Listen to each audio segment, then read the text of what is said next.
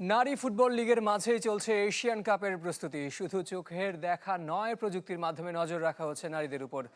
জাতীয় দলের trainer Cameron Lord ব্যস্ত সময় কাটাচ্ছেন ডিভাইস নিয়ে। প্রতিটি ম্যাচ শেষে মোবাইল, ল্যাপটপে চলছে বিশ্লেষণ, মনিটর হচ্ছে ফুটবলারদের ওয়ার্কলোড। বিস্তারিত জানাচ্ছেন ফয়জুল ইসলাম, ক্যামেরায় ছিলেন ফখরুল হাসান।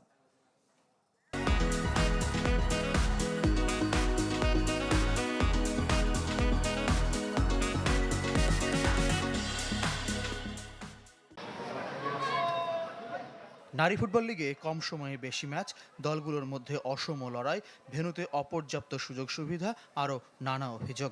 তবু ফুটবল ফেডারেশন বলছে এই লিগ নারী এশিয়ান কাপের প্রস্তুতির অংশ।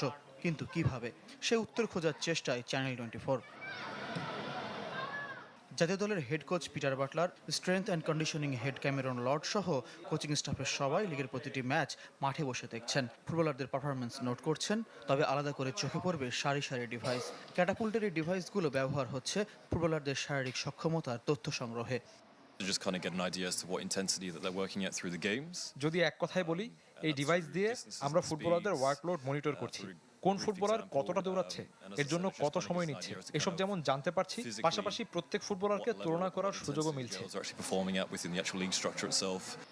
নারী দলে এই প্রযুক্তি অবশ্য নতুন নয়। লিগ চলাকালীন শুধু ম্যাচ ডেতে ফুটবলারদের ডেটা নিচ্ছে কোচিং প্যানেল। এর আগে জাতীয় দলের বিভিন্ন ম্যাচ এবং অনুশীলনেও ওয়ার্কলোড মনিটর হয়েছে।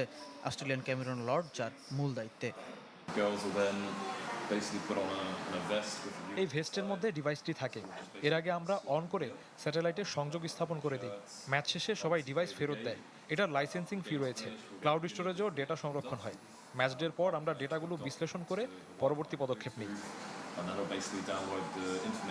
লিগের খেলাগুলি তারা খালি ফিজিক্যালি মনিটরিং করছে না, প্রযুক্তির মাধ্যমে ইন্ডিভিজুয়াল প্লেয়ারদের পারফরমেন্সটাকেও তারা মনিটর করছে এবং একই সাথে গেম টু গেম তারা গ্রোথ দেখছে। যদি দেখে যে কোনো জায়গায় কোনো প্লেয়ারের কোনো এরিয়াতে ঘাটতি হচ্ছে, ওই টিমের কোচিং স্টাফের সাথে তারা যোগাযোগ করে। নারী ফুটবল লিগের পর প্রথম এশিয়ান কাপ মিশনে আগামী মাসের মাঝামাঝিতে অস্ট্রেলিয়া যাওয়ার কথা বাংলাদেশ নারী দলের। ফয়জুল ইসলাম, চ্যানেল 24, ঢাকা।